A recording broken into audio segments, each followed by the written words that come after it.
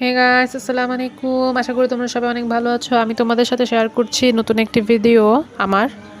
বেলা অনেক দেরি করে ঘুম থেকে উঠেছি। দেখো বাইরের ওয়েদারটা কি পরিমাণ রোদ উঠেছে, যদিও আমাদের বাংলাদেশে এখন শীতকাল।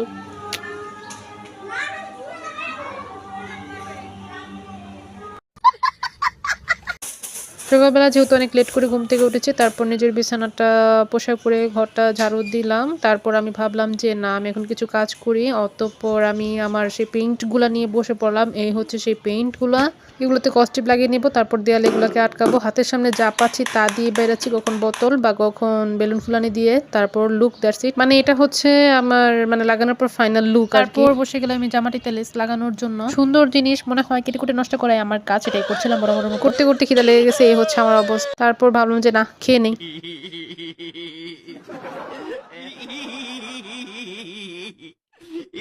তোমাদের যদি আমার ভিডিওগুলো ভালো লেগে থাকে প্লিজ লাইক কমেন্ট শেয়ার করো, প্লিজ কমেন্ট।